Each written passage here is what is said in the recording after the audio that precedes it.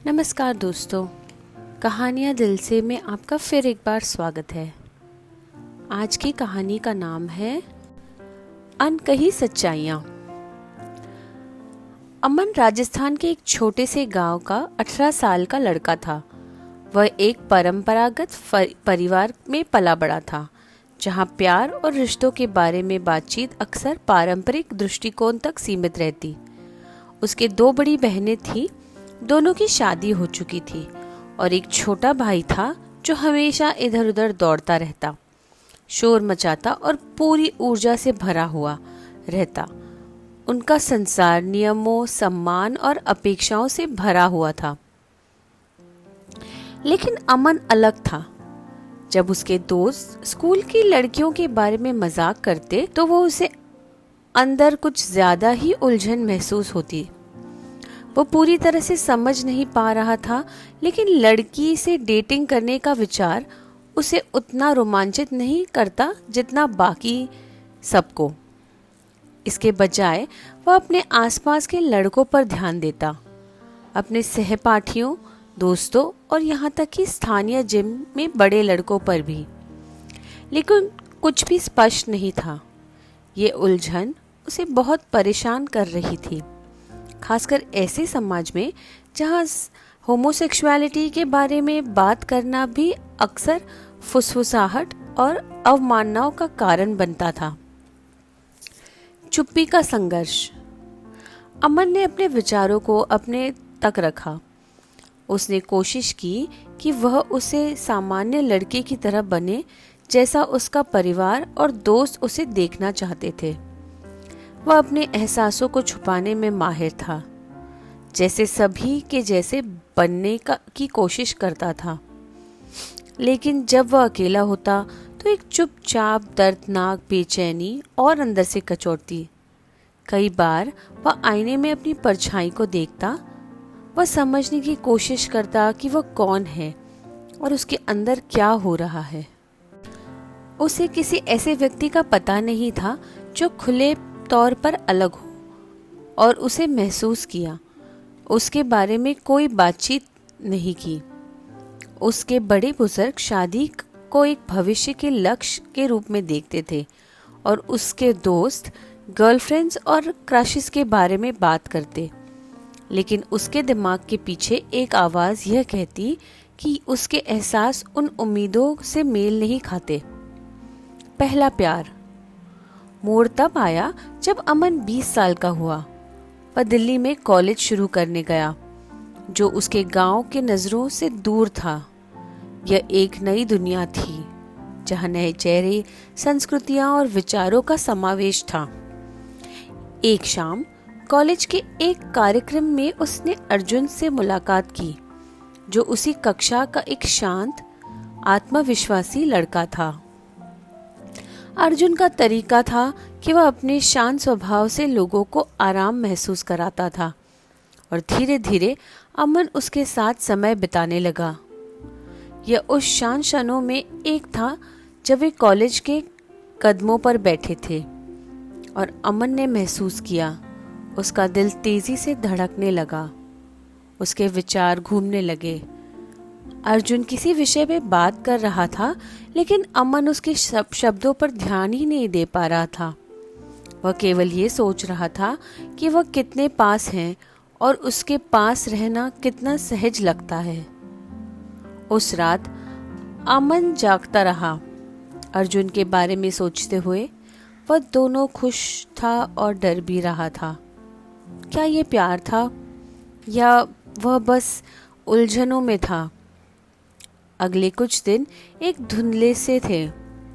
अमन की भावनाएं तूफान जैसी हो रही थी।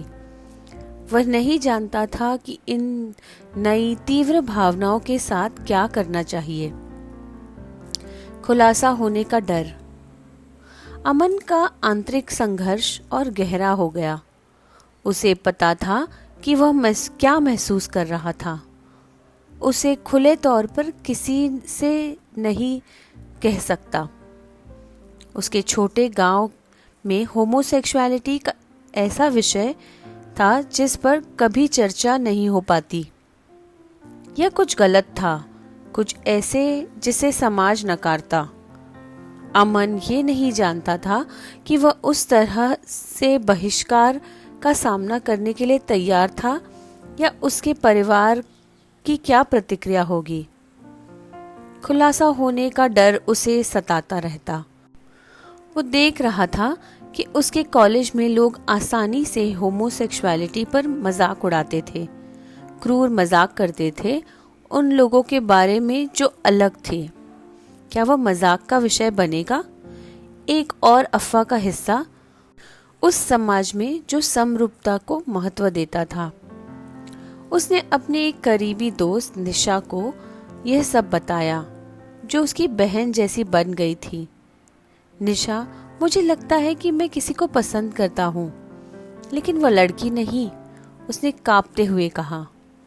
निशा ने उसे एक पल के लिए देखा, जैसे उसने उसकी प्रतिक्रिया को तोलते हुए, फिर कहा, अमन, तुम्हारे पास यह हक है कि तुम जिसे चाहो उससे प्यार करो।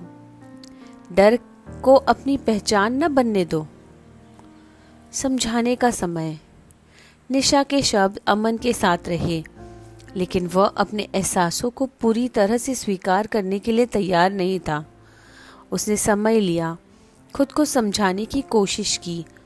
उसने ऑनलाइन सपोर्ट ग्रुप में शामिल होकर देखा, जहां उसे ऐसे लोग मिले जो एक ही समाज में समान भावनाओं के साथ संघर्ष कर रहे थे।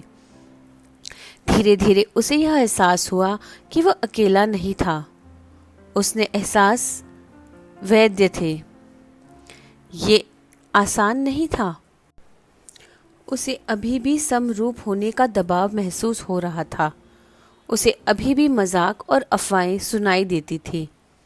लेकिन अमन ने अपनी सच्चाई को चुपचाप जीना सीख लिया और समय के साथ खुद के साथ अधिक सहज होने लगा। स्वीकृति। एक दिन अमन ने अर्जुन को यह बताने का साहस किया। वह उसी जगह बैठे थे जहां उन्होंने कई बार बातचीत की थी। इस बार अमन सिर्फ अर्जुन की बातें नहीं सुन रहा था, वह अपनी ही आवाज़ को सुन रहा था। अर्जुन, मुझे नहीं पता कैसे कहूँ, लेकिन मुझे लगता है कि मैं तुम्हें पसंद करने लगा हूँ, अमन ने कहा। उसकी आवाज़ बहुत धीमी थी। अर्जुन एक पल के लिए कुछ नहीं बोला। फिर उसने धीरे से मुस्कुराते हुए कहा, मैं इंतज़ार कर रहा था कि तुम ये कब बताओगे। अमन का दिल तेजी से धड़कने लगा, लेकिन इस बार यह डर से नहीं था, यह राहत की एक अनुभूति थी। जैसे उस दिन बोझ को हल्का किया गया और जिसे वह अनजाने में अपने कंधों पर ढो रहा था। भविष्य। अमन जानता था कि उसकी यात्रा खत्म नहीं हुई है। उसके सामने एक लंबा रास्ता था, एक ऐसा रास्ता जहां उसने अपनी भावनाओं को अपने परिवार की अपेक्षाओं और समाज के निर्णयों से जोड़ना चाहा था। लेकिन पहली बार लंबे समय बाद उसे ऐसा महसूस हुआ कि उसने अपने आप से सच्चा होने की दिशा में कदम बढ़ाया था। वह नहीं जानता था कि यह रास्ता कहाँ ले जाएगा, लेकिन एक बात उसे निश्चित रूप से पता थी, उसे प्यार करने का हक था और यही खुद में काफ़ी था।